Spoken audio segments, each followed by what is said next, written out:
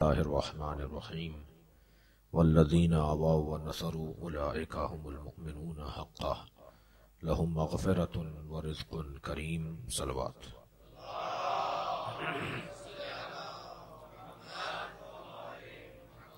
سورہ مبارکہ انفال۔ اللہ اپنے حبیب کی نصرت کرنے والوں کی تعریف کر رہا ہے۔ والذین آووا، وہ لوگ جنہوں نے نبی کو پناہ دی، ونصروا، اور نبی کی مدد کی، اولئک هم المؤمنون حقا، وہی واقعی مومن ہیں، لہم مغفرۃ، انہی کے لیے مغفرت، غفران، بخشش ہے، ورزق کریم، اور انہی کے لیے عمدہ رزق ہے۔ اللہم صل علی محمد۔ عظمت ناصران پیغمبر کو اللہ یہاں بیان کر رہا ہے۔ کوئی کام بھی بغیر تعاون کے ممکن نہیں ہے۔ اللہ واحد ذات ہے کہ جو صمد ہے، بے نیاز ہے، محتاج نہیں ہے۔ باقی دنیا میں جتنے ہیں وہ سب تعاون کے محتاج ہیں۔ ایک دوسرے کے ساتھ تعاون کا نظام پوری کائنات پر حاکم ہے۔ زمین آسمان سے تعاون نہ کرے تو نظام کائنات میں خلل واقع ہوگا۔ سورج چاند سے اور چاند ستاروں سے تعاون نہ کرے تو نظام کائنات میں خلل واقع ہوگا۔ بہت دور مت جائیے، اپنے آپ کو آئینے میں دیکھیے۔ اگر آنکھیں کان کے ساتھ، اور کان ہاتھ کے ساتھ، اور زبان دل کے ساتھ تعاون نہ کرے، صلوات پڑھیں محمد والی۔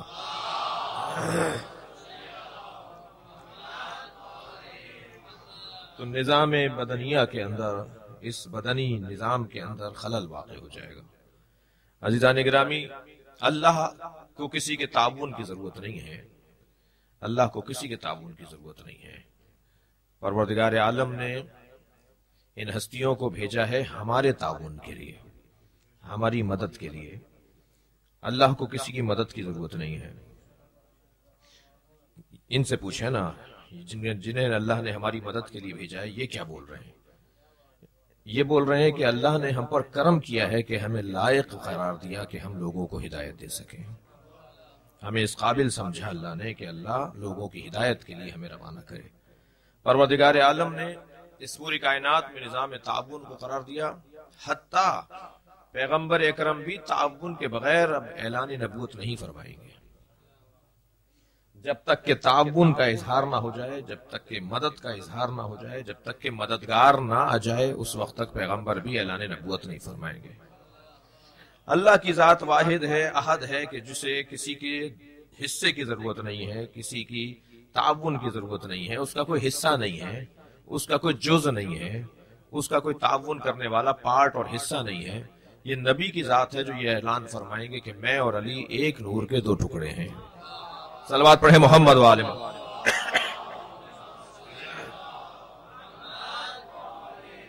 یہ ایک نور کے دو ٹکڑے کہہ کر پیغمبر نے بتا دیا کہ مجھے علی کی ضرورت ہے اور علی کو میری ضرورت ہے، اور ہم دونوں کی پوری کائنات کو ضرورت ہے۔ یہ پوری کائنات بغیر ان کے تعاون کے نہیں چل سکتی۔ تو اللہ اس کائنات پر تعاون کے نظام کو قائم کر رہا ہے، اور خود پیغمبر اکرم کو مدد کی ضرورت ہے۔ مگر کون ہے جو پیغمبر اکرم کی مدد کے قابل ہو؟ پیغمبر کی مدد اور دیگر انبیاء کی مدد کے اندر ایک موٹا سا فرق ہے۔ جتنا کار نبوت مشکل ہوگا، اتنا ہی کار نبوت میں مدد مشکل ہوگی۔ ہر نبی کا کام نبوت کا اپنے درجے کا تھا، علیحدہ درجے کا تھا۔ اس کی کیفیات، اس کی دقتیں، اس کے مسائل، اس کی مشکلات، اس کی پریشانیاں اپنی نوعیت کی تھیں۔ لیکن نبی ارشاد فرما رہے ہیں کہ سارے نبیوں کو جو تکلیف پہنچی، مجھ محمد کو اکیلے تکلیف پہنچی۔ ما اوذی نبی قط کما اوذیت، کسی نبی کو اتنی تکلیف نہیں ہوئی جتنی مجھ محمد کو تکلیف ہوئی۔ یعنی نبی مکرم کی تکلیفوں میں، نبی مکرم کے اس کام میں جو مدد کرے گا تو اس کی فضیلت بھی اتنی ہی زیادہ ہوگی جتنی نبی کے کام میں فضیلت ہے۔ جتنا نبی مکرم کی کار رسالت میں فضیلت اور تبدیلی ہے اور فرق ہے، اتنا ہی مدد کرنے والوں کی بھی हैसियत, कैफियत, फजीलत मुख्तलिफ होती चली जाएगी। हर शख्स पैगंबर की मदद करने के काबिल नहीं है। मुतालबा तो अल्लाह के नबी का सबसे है। सलवात पढ़ें जरा मोहम्मद वाले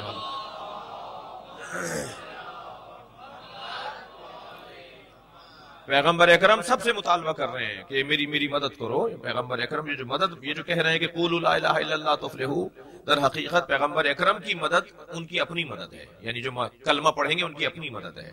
ये जहन में रहेगा मेरे मोहतरम सुनने वालों के और सुनने वालों के तवज्जुह से दूसरों के, कि पैगंबर की मदद करने वाले पैगंबर पर एहसान नहीं कर रहे, अपने ज़मीर और अपनी फितरत की सालमियत का सबूत दे रहे हैं।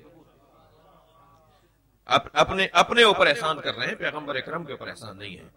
लेकिन अजीज़ान गिरामी, कभी अगर आप महसूस करें कि पैगंबर के इस कार्य रिसालत में जिसने मदद की है उनका दर्जा कितना है, तो बस यही कसौटी है कि जितनी मुश्किल जिंदगी पैगंबर की है, इतना ही मदद करने वालों की फजीलत भी ज्यादा है।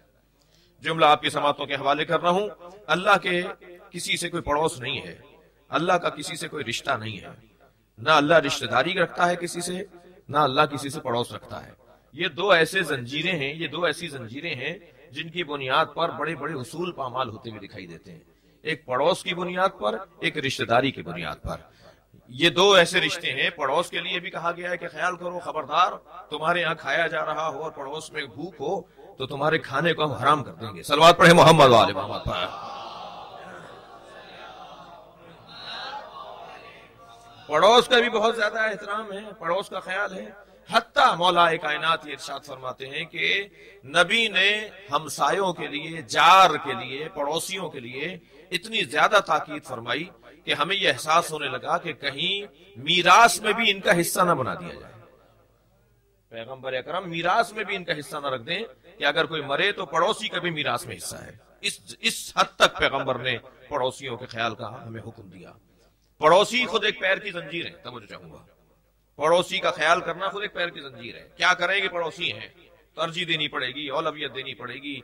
आप ज़कात फितरा निकालते हैं, आप ज़कात निकालते हैं, आप खुम्स निकालते हैं, आप कार्य खैर के अंदर हिस्सा डालते हैं।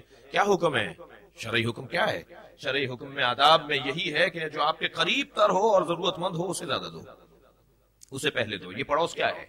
यानी आप अपनी जिम्मेदारियों की अदायगी में पहले पड़ोस का ख्याल रखते हैं। ये तासुब नहीं है, ये तासुब नहीं है, ये निजाम उल्फत है, ये निजाम समाज है, ये मुआशरे का मजबूत निजाम है। जो बराबर वाले का नहीं है वो 10 घर बाद वाले का क्या होगा जी। लिहाजा पड़ोस का ख्याल, पड़ोस, बराबरी, ये जहां बहुत ज्यादा फजीलतें रखता है उसके उन्वान में एक उलझन भी आती है, और उलझन है मजबूरियां, पैर की जंजीरें, पाबंदियां, ख्याल करना, एहसास करना, तरजीह देना। और इसी तरह अजीजान गिरामी, रिश्तेदारी के अंदर भी कुछ ऐसे ही है। सिला रहमी, अरहाम के साथ ताबून करना, रिश्तेदारों के साथ ताबून करना, ये दर हकीकत इंसान के लिए जहां हुक्म है और फजीलत है और उसकी बुलंदी का सबब है, वहां उसके पैरों की जंजीर भी है। अल्लाह का ना किसी से पड़ोस है, ना अल्लाह की किसी से रिश्तेदारी है। सलवात पढ़े जरा मोहम्मद वाले मोहम्मद। लिहाजा उसने बहुत ही वाज़ेह तौर पर कह दिया कि लम यलिद वलम यूलद, उसकी किसी से कोई रिश्तेदारी नहीं है। तो अल्लाह की जब किसी से रिश्तेदारी नहीं है और पड़ोस भी नहीं है, तो अब उसूल ये बनेगा कि मैं उसे फजीलत दूंगा जो रियाजत ज्यादा करेगा। रियाजत का फजीलत से बड़ा गहरा ताल्लुक है। भाई, माँ बाप के अंदर माँ का दर्जा बुलंद क्यों है? इसी कायदे की बुनियाद पर माँ का दर्जा बुलंद इसलिए है कि माँ बाप से ज्यादा रियाजत उठाती है। फजीलतों का मुसीबतों से बड़ा गहरा ताल्लुक है। जितनी मुसीबत बढ़ती चली जाएगी इतनी फजीलत बढ़ती चली जाएगी। और अजीज़ान गिरामी, इसी तरह परवरदिगार आलम ने यह बात रोशन कर दी कि मैं किसी से कोई ना रिश्ता रखता हूं ना पड़ोस रखता हूं, जो मेहनत करेगा मेरे यहां उसका दर्जा हो जाएगा। और क्योंकि पैगंबर अकरम को भी अपनी सिफात फेली का, तवज्जो चाहूंगा, पैगंबर अकरम को भी अपनी सिफात फेली का जलवा बनाकर भेजना था, लिहाजा ऐलान कर दिया, वमा मुहम्मदुन आबा अहदिम मिन रिजालिकुम, मेरा मोहम्मद तुम में से किसी का बाप नहीं है। ये जो रिश्ता खत्म कर रहा है परवरदिगार आलम, ये बताना चाहता है कि मेरे मोहम्मद के जितने काम हैं वो रिसालत की बुनियाद पर है, रिश्तेदारी की बुनियाद पर नहीं है। जुमला आपकी समातों के हवाले कर रहा हूं, मेरे मोहम्मद के जितने काम हैं वो जिम्मेदारी की बुनियाद पर है, रिश्तेदारी की बुनियाद पर नहीं है। सलवात पढ़े मोहम्मद वाले।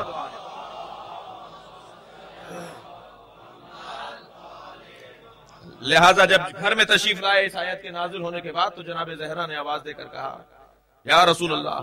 تو نبی نے فرمایا تو مجھے بابا کہتی تھی اب سے کچھ دیر پہلے تک, تم نے مجھے یا رسول اللہ کہا ہے. فرمایا بابا ابھی تو آیت نازل ہوئی ہے کہ محمد کسی کا بابا نہیں ہے. کہا تمہارے لیے نہیں ہے, اس لیے کہ تمہارے ساتھ جو میرا رشتہ ہے, توجہ چاہوں گا, وہ باپ اور بیٹی کا نہیں ہے, رسالت کا رشتہ ہے.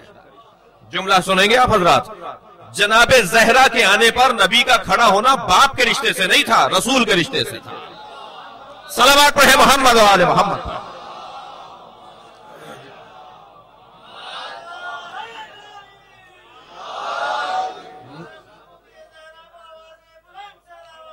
اللہم صلی علی محمد و آل محمد.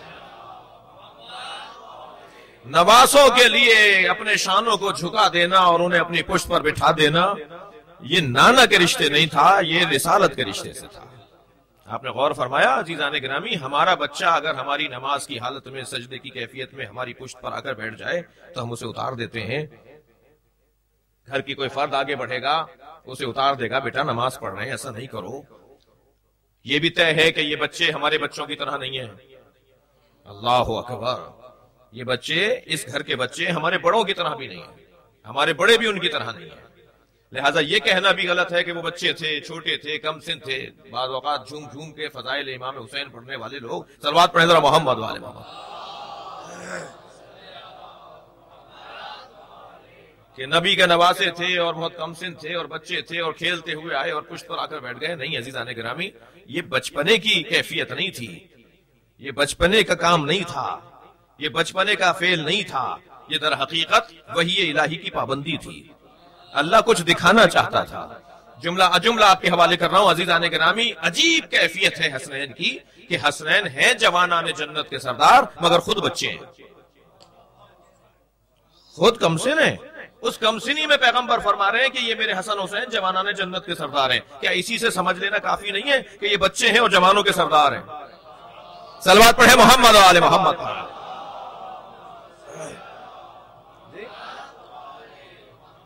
ان کی کیفیت کم سنی اور صغر سنی جو ہے وہ کچھ اور ہے.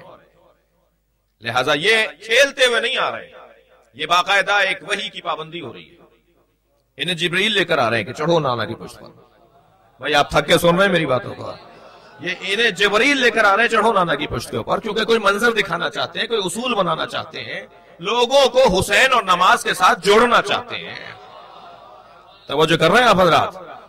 بیٹھ گئے نبی کی پشت پر امام حسین آ کر. کیا کیا پیغمبر نے؟ جھٹکا دے کر گرا دیا. صلوات پڑھے ذرا محمد و آل محمد. جی کیا امام حسین کو اشارہ دے کر جھٹکا دے کر گرا دیا؟ حسین اترو میری پشت سے. امام حسین پشت پیغمبر پر بیٹھے ہیں اور نبی مکرم کا ذکر سجدہ بڑھتا جا رہا ہے. ذکر سجدہ بڑھتا رہا یہاں تک کہ 70 مرتبہ. اسی لیے مستحب ہے 1 مرتبہ 3 مرتبہ 7 مرتبہ 70 مرتبہ ذکر سجدہ. یعنی اگر حسین پشت پر بیٹھ جائیں, نبی کی پشت پر بیٹھ جائیں, تو حسین کی وجہ سے نماز کم نہیں ہوتی ہے, نماز بڑھ جاتی ہے. صلوات پڑھے ذرا محمد و آل محمد. وہ کیسے لوگ ہیں جو حسین کی وجہ سے نماز کو کم کر دیتے ہیں؟ پیغمبر کی نماز تو حسین کی وجہ سے بڑھتی ہے. حسین نماز بڑھانے کا سبب ہے, نماز کم کرنے کا سبب نہیں ہے. پوچھتے پیغمبر پر بیٹھے ہیں اور جب خود اتریں گے, جب نبی سجدہ اپنا مکمل کریں گے. کیسے ممکن ہے؟ توجہ چاہوں گا. کیسے ممکن ہے نبی سجدہ کر رہے ہوں, حسین پشت پر بیٹھے ہوں, نبی کو پتا ہے کون بیٹھے ہیں؟ کیسے ممکن ہے سجدہ اللہ کا ہو رہا ہو اور خیال حسین کا نہ ہو؟ میں وضاحت کروں گا جو کہنے جا رہا ہوں. نبی سجدہ اللہ کا کر رہے ہیں, حسین کا ذکر بھی ذہن میں ہے, حسین کا خیال بھی ذہن میں ہے. اس کیفیت میں اللہ کا سجدہ امام حسین نبی مکرم کر رہے ہیں. اگر یہ والی بات حلق سے نہیں اتر رہی تو یہ بات تو حلق سے اتر جائے گی نا, کہ سب سے مہنگی نماز جو ہے, سب سے مہنگی. اللہ کی عبادتیں بہت ہیں مگر سب سے نماز بھی بڑی اہمیت کی حامل ہے, مگر نمازوں میں سب سے مہنگی نماز ہے جو خانہ کعبہ میں مقام ابراہیم پہ پڑھی جاتی ہے. پاکستان سے تو اس وقت 3-4 لاکھ کا حج ہو رہا ہے, سب سے مہنگی نماز ہے. صلوات پڑھے ذرا محمد و آل محمد. توجہ کر رہے ہیں جی؟ 2 رکعت نماز, سب سے مہنگی 2 رکعت نماز کون سی ہے؟ جو جا کر مقام ابراہیم پر طواف خانہ کعبہ کرنے کے بعد 2 رکعت نماز مقام ابراہیم پر پڑھنی ہے. طواف باطل ہو جائے گا اگر 2 رکعت نماز مقام ابراہیم پہ نہ پڑھی جائے. یا اللہ خانہ کعبہ میں کہیں بھی پڑھ لیں، تیری تو نماز ہے، چھت پر جا کے پڑھ لیں، باب عمرہ پہ جا کے پڑھ لیں، جی مقام صفا و مروہ کی طرف پڑھ لیں، یہ مقام ابراہیم پر ہی 2 رکعت نماز کیوں ہے؟ اللہ بتانا چاہتا ہے میرا سجدہ کرو مگر ابراہیمی فکر کے ساتھ کرو. کیسے ممکن ہے اللہ کا سجدہ اور مقام ابراہیم ذہن میں نہ ہو؟ صلوات پڑھیں محمد و آل محمد پر. یعنی ابراہیم کی یاد کے ساتھ تو اللہ کا سجدہ سب سے مہنگا سجدہ. ابراہیم کی یاد کے ساتھ تو اللہ کا سجدہ جائز ہے، جائز ہی نہیں ہے، واجب ہے. اور اگر پیشانی سجدہ گاہ پر رکھنے والے کو یہ خیال آ جائے کہ میں خاک پہ سجدہ کر اس لیے رہا ہوں کہ یہ حسین کے خون کی خاک ہے جسے قربانی کے وقت میں دیا گیا، جس پہ قربانی دی گئی، تو کیسے ممکن ہے کہ سجدہ گاہ سامنے ہو، اللہ کا سجدہ ہو رہا ہو اور قربانی دینے والے کی یاد نہ ہو؟ قربانی دینے والے کی یاد کے ساتھ اللہ سجدہ چاہتا ہے. اگر ابراہیم اور حسین کی یاد کے بغیر اللہ کی عبادت ہوگی تو اٹھک بیٹھک ہوگی، نماز نہیں ہوگی. یہ در حقیقت ان قربانی دینے والوں کے ذکر کے ساتھ اللہ کی عبادت ہے جو عروج پاتی ہے اور کمال پاتی ہے. سجدگاہ کے اوپر ہم سر رکھتے ہیں، کہنے لگے کہ کیا ہے یہ جس پہ آپ سر رکھ رہے ہیں؟ یہ تو کفر ہے، یہ تو شرک ہے. جی سجدگاہ پر سر رکھ رہے ہیں یا سجدگاہ سے پہلے سجدگاہ کے لیے سر رکھ رہے ہیں؟ السجود للتراب ہے یا سجود علی التراب ہے؟ جی سجدہ مٹی کے لیے ہے یا سجدہ مٹی پر ہے؟ اگر سجدہ مٹی کے لیے ہو تو پھر یہ ہوگا کوئی شرک ہوگا، کچھ بھی ہوگا. لیکن سجدہ مٹی پر ہے، مٹی پر سجدہ کر کے گویا انسان کو یہ سمجھایا جا رہا ہے کہ تم اپنی حقیقت کو پہچانو. تمہاری حقیقت کیا ہے؟ عاجزی کی انتہا ہے سجدہ مٹی پر کرنا، عاجزی کی انتہا. جب تم سجدہ گاہ اور خاک کے اوپر اپنا سر رکھو گے تو تم اپنی حقیقت کو پہچانو گے. یہ آپ نے بات ہماری سنی بھی ہے، کراچی میں ہم نے ایک جگہ یہ بات کی ہے، لیکن بات آ گئی ہے تو یہاں بھی کر رہا ہوں کہ مولا کائنات سے 2 سجدوں کا فلسفہ پوچھا گیا کہ یہ 2 سجدے کیوں ہیں؟ قیام ایک ہے، رکوع ایک ہے، تشہد ایک ہے، یہ 2 سجدے کیوں ہیں؟ تو امام نے قرآن کی آیت تلاوت فرمائی. امام نے فرمایا منہا خلقناکم، پہلا سجدہ، اس سے تمہیں پیدا کیا گیا ہے. وفیہا نعیدکم، اور اسی میں لوٹ کے واپس جاؤ گے، یہ دوسرا سجدہ. صلوات پڑھیں محمد و آل محمد پر.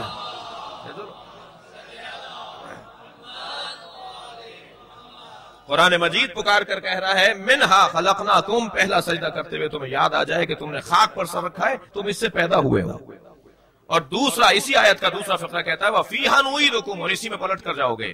یعنی پہلا سجدہ تمہاری ولادت کا تمہیں یاد دلائے اور دوسرا سجدہ تمہاری موت تمہیں یاد دلائے. جملہ سنے مولا کائنات کا، فرماتے ہیں ان 2 سجدوں کے درمیان ہے استغفار جو تمہاری زندگی ہے. صلوات پڑھیں ذرا محمد و آل محمد.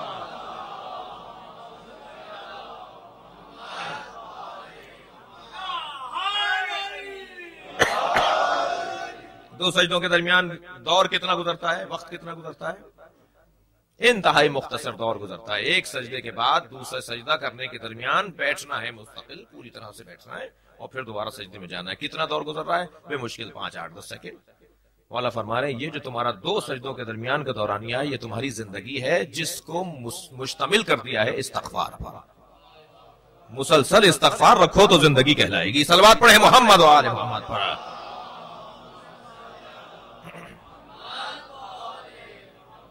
اب اس خاک پر سجدہ اس لیے کیا جا رہا ہے تاکہ انسان اپنی حقیقت کو پہچانے، اپنے آپ کی طرف توجہ دے.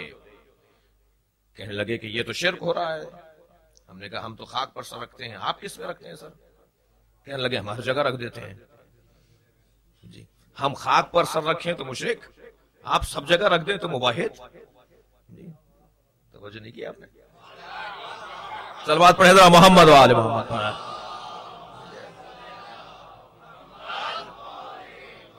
کہنے لگے یہ خاک کربلا کیا ہے؟ اس کے اوپر تو خون حسین گرا ہے تو خون لشکر یزید بھی گرا ہے، تو پھر اس کا احترام کس بات کا ہے؟ اسی خاک کربلا پہ یزیدی لشکر کا خون تو زیادہ گرا ہے، وہ تو ہزاروں میں مرے ہیں، یہاں تو 72 شہید ہوئے ہیں.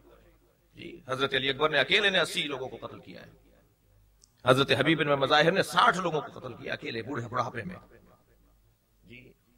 तो उधर तो हजारों लोग मारे गए हैं और इधर जो है ये 72 शहीद हुए हैं, बहुत ज्यादा 132 शहीद हुए हैं। जो शब आशूर लोग आ गए थे इमाम के पुकारने पर, जैसे हजरत गौर और कुछ लोग और भी आए थे बनी असद के लोग। तो यहाँ 132 शहीद हैं, वहां हजारों मारे गए हैं और उसी खाक पर यजीदी लश्कर का खून भी है और उसी खाक पर हुसैन के लश्कर का खून भी है। तो आप उसका एहतराम कैसे करते हैं? हमने कहा जी आप कुरान को चूमते हैं या नहीं?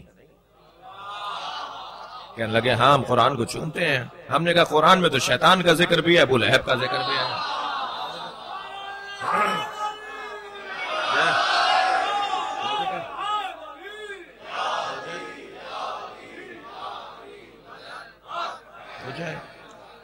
तो जब आप कुरान को चूम रहे होते हैं तो आपके जहन में शैतान और अबू लहब नहीं होता, आपके जहन में अल्लाह का कलाम होता है, रहमान की आयतें होती हैं। हम भी सजदा का जब एहतराम कर रहे होते हैं यजीद जहन में नहीं, हुसैन जहन में होता है। सलावत पढ़े मोहम्मद व आले मोहम्मद।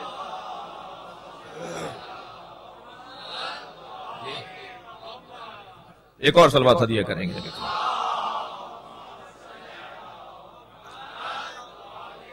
काम बहुत मुश्किल है अज़ीज़ान गिरामी, पैगंबर अकरम हैं रिसालत की जिम्मेदारी लेकर। अब ये नबी मुकर्रम जो एहतराम में खड़े हो रहे हैं वो रिसालत की जिम्मेदारी है। और क्या खूब कहा है शायर ने दो मिसरों में कि गरानी पल्ले इस्मत में इतनी थी कि देखा है। जनाब ज़हरा के आने पर नबी जो खड़े हो जाते थे, गरानी पल्ले इस्मत में इतनी थी कि देखा है, पे ताजीम उठ जाता था वज़न मुरसल आज़म। नबी का ये खड़ा होना दर हकीकत रिसालत की जिम्मेदारी है, वरना अल्लाहुम्मा सल्ली अला मुहम्मद।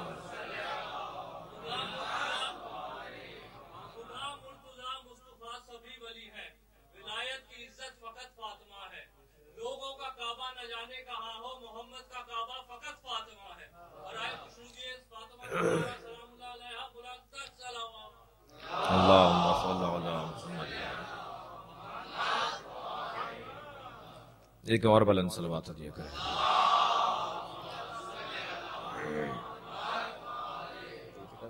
तवज्जो कर रहे हैं आप? तो नबी मुकर्रम का जो काम है वो आपकी रिसालत का हिस्सा है। बहुत मुश्किल काम है सरकार का, बहुत मुश्किल काम है। और सरकार दो जहां के जो काम है उसे आपने तकसीम किया है मुख्तलिफ उमूर में। नबी मुकर्रम के काम की जो जहमत और मशक्कत और मुश्किल और परेशानी है उसको जब तक महसूस नहीं किया जाएगा उस वक्त तक मदद करने वालों की फजीलत रोशन नहीं होगी। और नबी मुकर्रम ने अपने लिए मददगार मांगा है अल्लाह से। तवज्जो कर रहे हैं आप हज़रात? नबी मुकर्रम ने अल्लाह से अपने लिए मददगार मांगा है। वल्लज़ीना आवाउ व नसरू, ज़हन में रहे आपके। पैगंबर अकरम अल्लाह से मददगार मांग रहे हैं।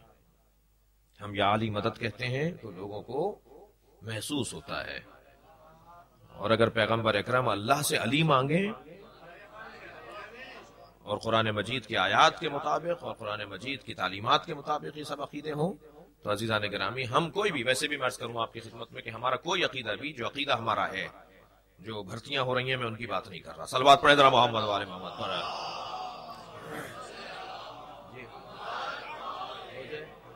जो अकायद मिल्लत जाफरिया के हैं, जो इमामिया के अकायद हैं, जो इस्ना अशरिया के अकायद हैं, वो अकायद मुसल्लमा अकायद जो है हमारे, जो ज़रूरियात मज़हब हैं हमारे, मुसल्लमात मज़हब हैं हमारे अज़ीज़ान गिरामी, वो कुरान और सुन्नत से हटकर नहीं है।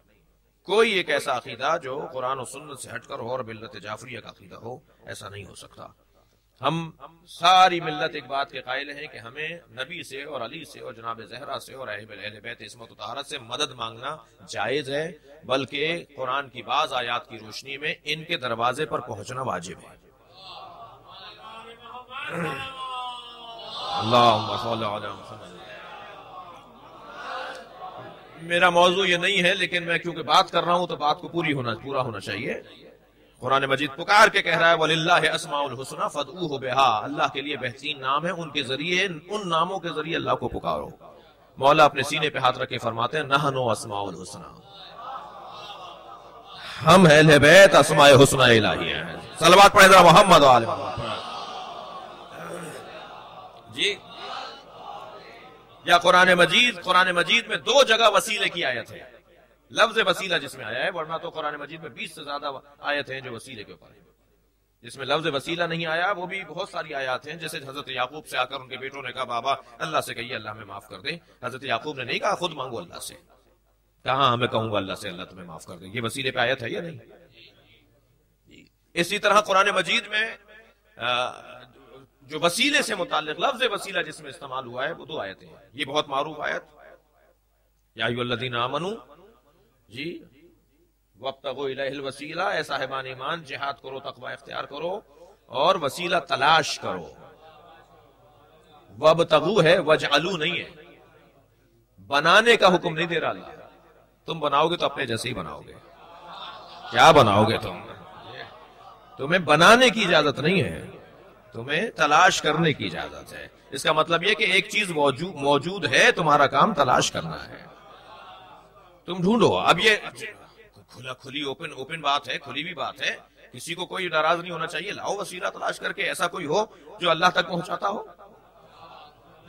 جو یہ دعویٰ کرے کہ میں اللہ تک پہنچا سکتا ہوں، جو یہ کہے کہ ہم جو کہہ رہے ہیں وہ صحیح کہہ رہے ہیں، جو یہ کہے کہ جو ہم جانتے ہیں وہ صحیح جانتے ہیں، جو یہ کہے کہ میں زمین کے رستوں سے زیادہ آسمان کے رستے جانتا ہوں۔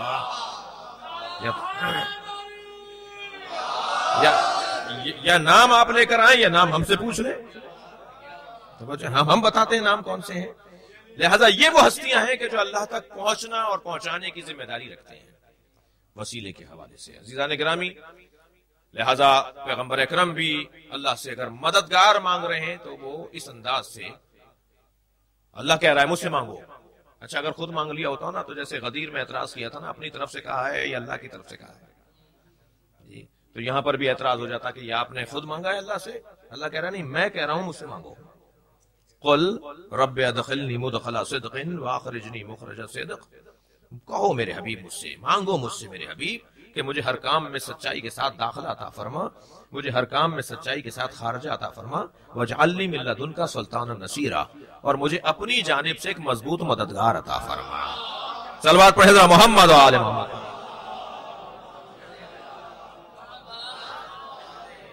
مجھے اپنی جانب سے ایک مضبوط مددگار عطا فرما، مجھے اپنی جانب سے ایک نصرت نہیں، نصیر۔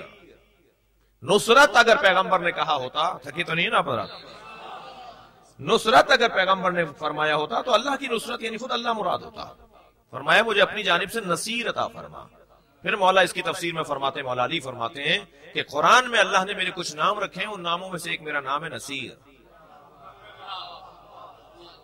اللہ نے میرے ناموں میں ایک نام نصیر رکھا ہے۔ احادیث ہیں اس آیت کی تفسیر کے اندر، ائمہ اہل بیت سے احادیث ہیں کہ یہاں مراد علی ہیں۔ مجھے بہترین مددگار عطا فرما، ناصر بھی نہیں، نصرت بھی نہیں۔ پتہ نہیں آپ مجھ سے سننا چاہتے ہیں یا نہیں جی؟ ناصر یا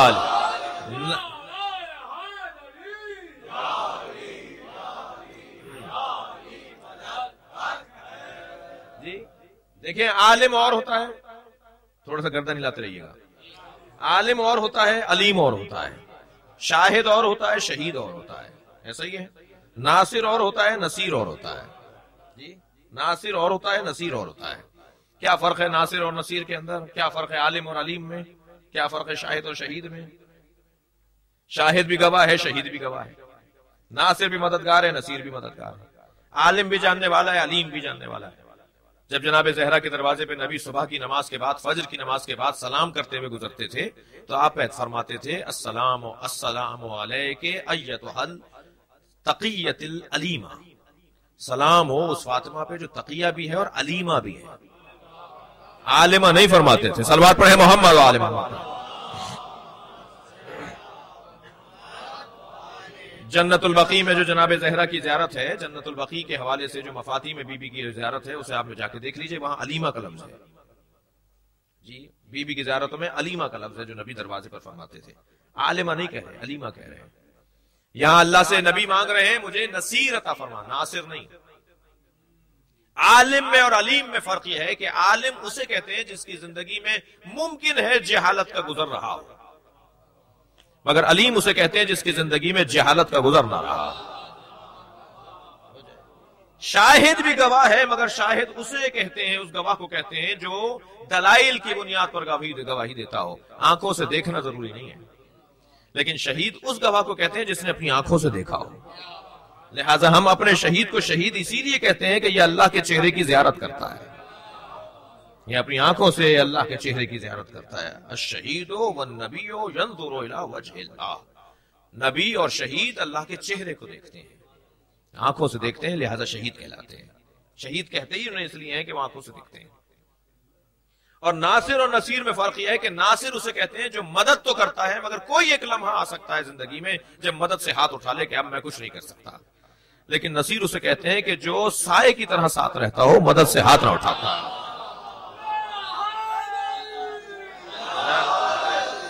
وَاجْعَلْنِي مِن لَّدُنْكَ سُلْطَانًا نَصِيرًا، یا اللہ مجھے اپنی جانب سے ایک مضبوط مددگار عطا فرما۔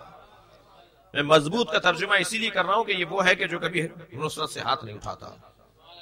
جی ایک جنگ تبوک میں اگر علی کو نہ لے جائیں تو علی کی آنکھوں میں آنسو آ جائیں، یا رسول اللہ میرا تو کام ہی مدد کرنا ہے، میں کیسے آپ کو چھوڑ دوں؟ حضرت نے فرمایا تم یہاں رہ جاؤ، اس میں ہم راضی ہیں، اور پھر ان کو بھی راضی کر رہے ہیں اور خود بھی راضی ہیں۔ فرمایا میں اس میں راضی ہوں کہ تم یہاں رہو، اور کیا تم اس میں راضی نہیں ہو کہ تمہاری نسبت میرے ساتھ وہی ہو جائے جو موسیٰ کو ہارون کے ساتھ تھی؟ اللہ اکبر! اگر کسی ایک جنگ میں علی نہیں گئے تو نبی نے انہیں اتنا بڑا عنوان دے دیا کہ موسیٰ اور ہارون کی طرح کہہ دیا، اور موسیٰ اور ہارون دونوں نبی ہیں، تو فوراً فرمایا انہ لا نبی عبادی، مگر اتنا ضرور ہے کہ میرے بعد کوئی نبی آنے والا نہیں ہے۔ آپ کی دقتیں میرے ساتھ ہیں، مجھے یہاں ایک جملہ کہنے دیجئے۔ نبی نے فرمایا میری نسبت علی کے ساتھ، تمہاری نسبت میرے ساتھ علی ایسی ہے جیسے موسیٰ اور ہارون کی نسبت تھی، موسیٰ بھی نبی، ہارون بھی نبی۔ فوراً فرما دیا کہ مگر میرے بعد نبی آنے والا نہیں ہے، اس کا مطلب ہے کہ نبوت کے علاوہ جتنی بھی صفات ہیں وہ سب علی میں ہیں۔ عصمت کی صفات ہیں، ہدایت کی صفات ہیں، صلوات پڑھے محمد و آل محمد۔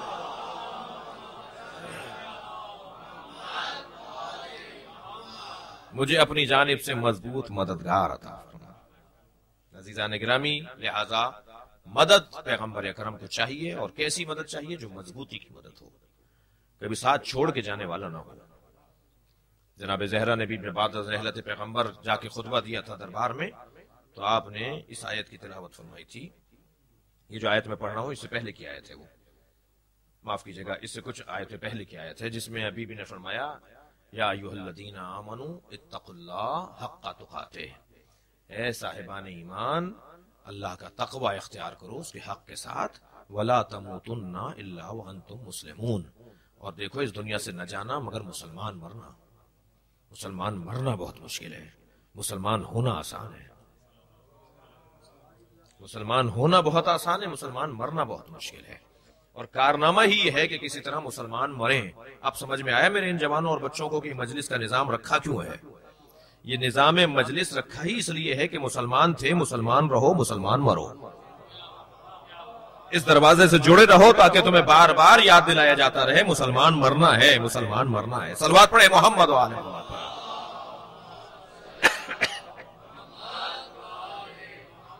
توجہ کر لیا حضرات؟ نبی کو مددگار چاہیے، اور نبی کے کام کتنے مشکل تھے وہ کل بات ہوگی، کہ نبی کے کام بہت مشکل تھے، نبی کے انداز بہت ہی نرالے تھے، پیغمبر کا انداز حکمت اور انداز سیاست بہت ہی نرالا اور مختلف تھا۔ آپ نے عزیزان گرامی 6 طرح کے محاذ اور 6 طرح کے طریقے اپنائے، جو کل بات ہوگی۔ پیغمبر اکرم نے ایک انداز نہیں اپنایا۔ کامیاب انسان، معاشرے میں زندہ رہ جانے والے انسان اپنے محاذ بدلتے ہیں، اپنے طریقے تبدیل کرتے ہیں۔ ایک جیسا طریقہ کامیاب، تاریخ کی کامیاب شخصیتوں کا رویہ نہیں رہا۔ طریقے بدلیں، انداز بدلیں، ہدف ایک رہے، مقصد ایک رہے، پیش نظر جو مقصد ہے وہ ایک رہے، لیکن طریقے بدلے جا سکتے ہیں، طریقے بدلے جا سکتے ہیں۔ کبھی علی ہوں گے، کبھی حسن ہوں گے، کبھی حسین ہوں گے، مگر اللہ ایک ہی رہے گا۔ صلوات پڑھے محمد و آل محمد۔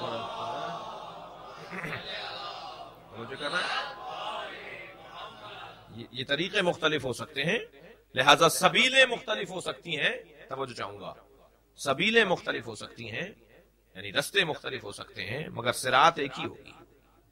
قرآن مجید میں صراط کی جمع نہیں آئی ہے، وقت نہیں ہے اس وقت اس بات کو کرنے کا، یعنی ٹائم میرے پاس وقت ہے کم ہے اس کو کھولنے کے لیے، کہ قرآن مجید میں سبیل کی جمع سبل تو آئی ہے، مگر صراط کی جمع نہیں آئی ہے۔ کیونکہ وہ ایک بڑا رستہ ایک ہی ہے جس تک پہنچنا ہے، بہت چھوٹے چھوٹے رستوں سے ایک بڑے رستے تک پہنچنا ہے جی۔ لہذا عزیزان گرامی، اجمیر شریف ہوگا، سہون شریف ہوگا جی، توجہ کر رہے ہیں آپ حضرات، اور دہلی شریف ہوگا جی، لیکن نجف اشرف ہوگا۔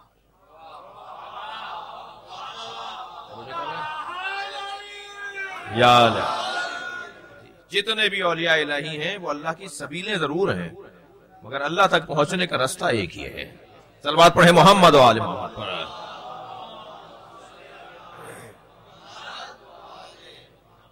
نبی کی مدد کرنے والوں کی فضیلت کہ امام حسین فرمائے کہ انی لعالم اصحابا کا اصحابی، یہ جو نبی کی مدد کرنے کے لیے کربلا میں جمع ہوئے ہیں، ان جیسی کسی کی نظیر نہیں ہے، ان کی نظیر کہیں نہیں ہے، ان کی مثال کہیں نہیں ہے۔ بڑے جگردار لوگ تھے، بڑے حوصلہ مند لوگ تھے، جنہوں نے اپنی آخرت اور اپنی جنت کو دیکھ لیا تھا، وہ لوگ تھے۔ مسابقہ ہو رہا تھا، مقابلہ ہو رہا تھا کہ کون پہلے جنت میں جائے، کون پہلے اپنی جان کو قربان کرنے کے لیے میدان کربلا تک پہنچ جائے۔ یہ کیفیت تھی۔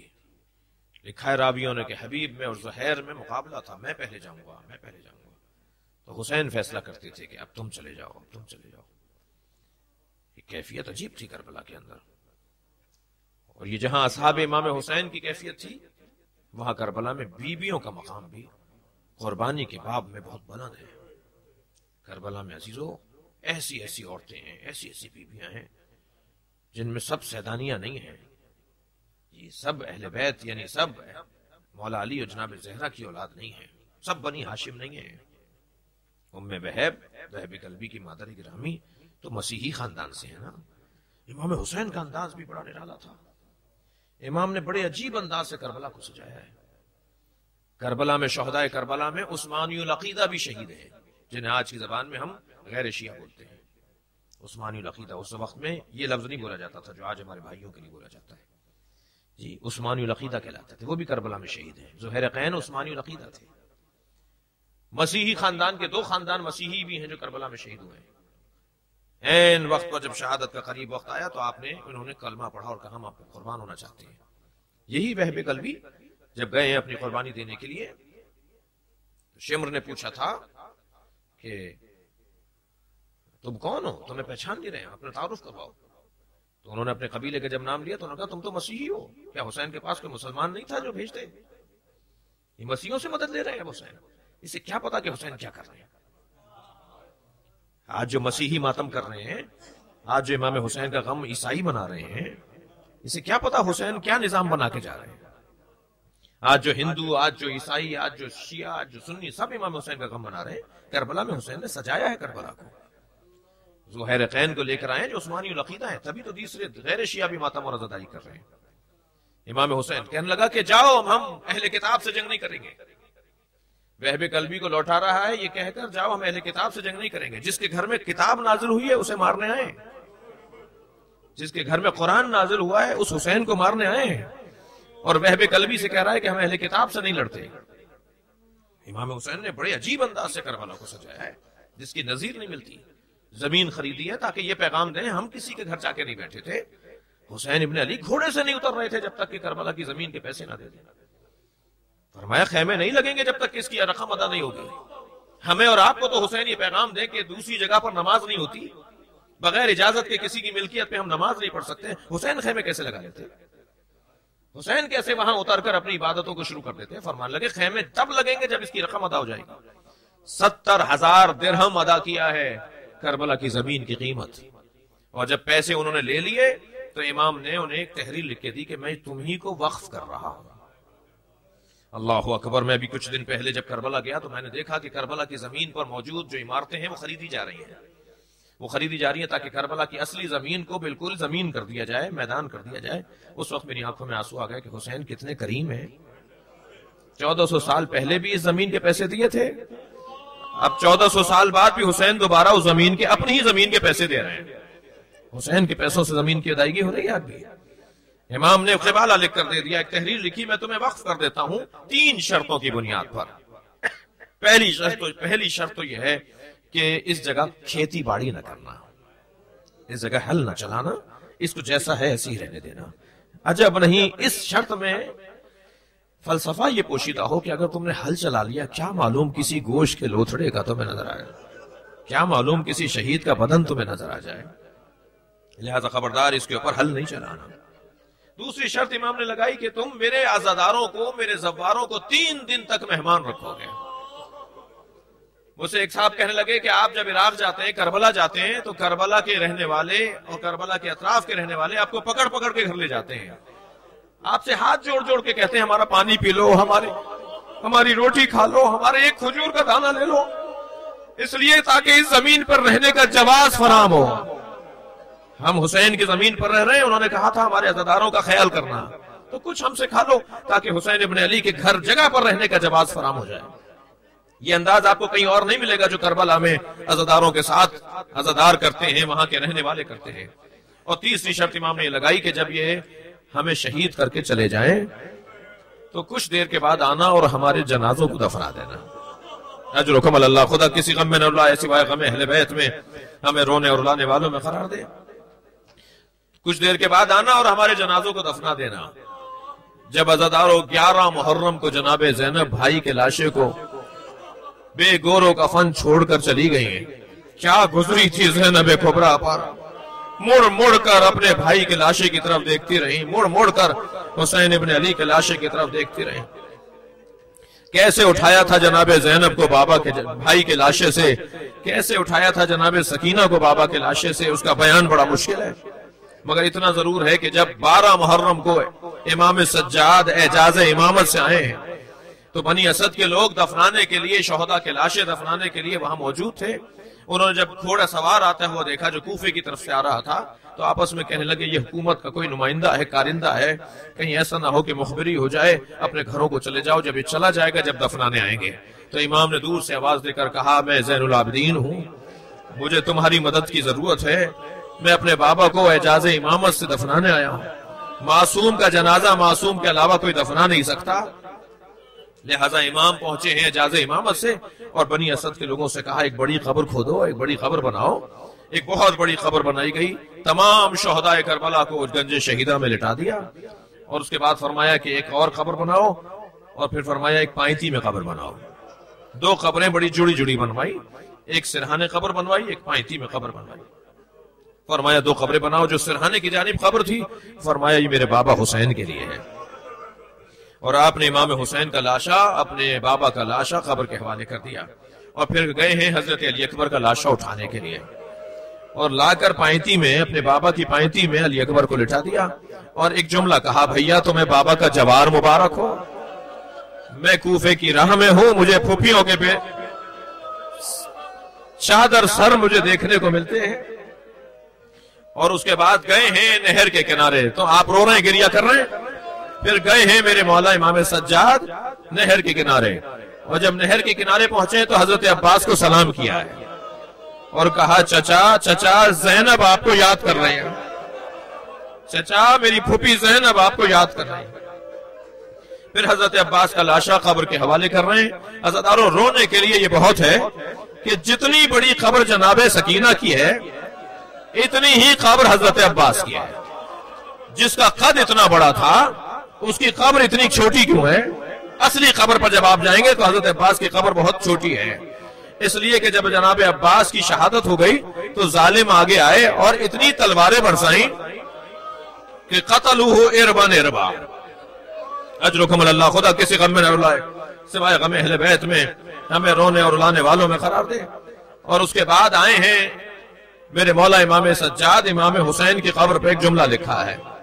جملہ کیا لکھا ہے؟ مگر اس جملے کے سنانے سے پہلے مجھے ایک جملہ کہنے دیجئے۔ آپ رو رہے ہیں نا، کربلا میں یہ بتائیے پیاسا کون زیادہ تھا؟ کربلا میں کون سب سے زیادہ پیاسا تھا؟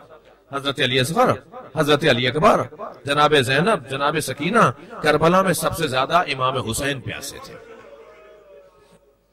جس کی 2 دلیلیں دوں گا آپ کو۔ ایک دلیل تو یہ کہ جب ذوالجنہ آیا ہے تو جناب سکینہ نے یہی سوال کیا، بابا کو پانی پلا کر مارا؟ یا میرے بابا کو پیاسا مارا ہے.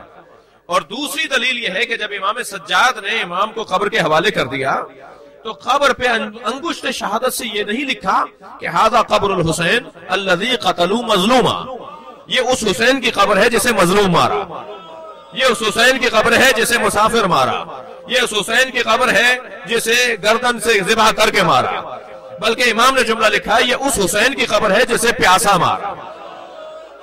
ھذا قبر الحسین الذی قتلوا عطشانا، یہ اس حسین کی قبر ہے جسے پیاسا مارا. آپ نے گریہ کر لیا، مجلس ہو گئی عزادارو، مگر ایک جملہ اور سنتے جائیے. کربلا میں حرم امام حسین میں ایک ذکر مصائب اہل بیت میں امام حسین کے ذکر مصائب کو پڑھنے والا ایک ذاکر یہی حال بیان کر رہا تھا جو میں بیان کر رہا ہوں. مجلس ختم ہوئی تو ایک روتے ہوئے گریہ کرتے ہوئے عزادار نے کہا آپ نے یہ نہیں بتایا کہ علی اصغر کو کہاں دفنایا. اجرکم اللہ، اجرکم اللہ. آوازوں کو آزاد چھوڑیں گے. جب گریہ بڑھتا ہے نا آپ کا تو امام جعفر صادق دعا دیتے ہیں. سوال کرتا ہے حضرت علی اکبر جہاں دفنائے گئے، امام حسین وہاں دفنائے گئے، حضرت عباس وہاں دفنائے گئے، شہداء کربلا ایک بڑی قبر میں دفنائے گئے، حضرت علی اصغر کو کہاں دفنایا؟ وہ ذاکر کہتا ہے میں نے کہا مجھے نہیں معلوم کہ امام نے کہاں اپنے بھائی علی اصغر کو دفنایا. گھر چلے گئے، بستر خواب پر، رات کی تاریکی میں بستر پر تھے اور سو رہے تھے تو خواب میں امام حسین دکھائی دیے. امام نے فرمایا ہمارے رونے والوں کو بتاؤ علی اصغر میرے سینے پر سو رہا ہے. زین العابدین نے اس بچے کو میرے سینے پر لٹا دیا. اب سکینہ ماں کے پاس رہے گی، علی اصغر باپ کے پاس رہے گا. اللہ لعنت اللہ علی قوم الظالمین فسيعلم الذين ظلموا أي منقلب ينقلبون. یا اللہ ان آوازوں پر رحمت نازل فرما، رونے والوں کی توفیقات میں اضافہ فرما، حاضرین کی توفیقات رزق عزت میں اضافہ فرما، شہداء ملت کی درجات کو بلند فرما، ہم سب کی عاقبت بخیر فرما، امام زمانہ کے ظہور میں تعجیل فرما. یا حسین یا حسین.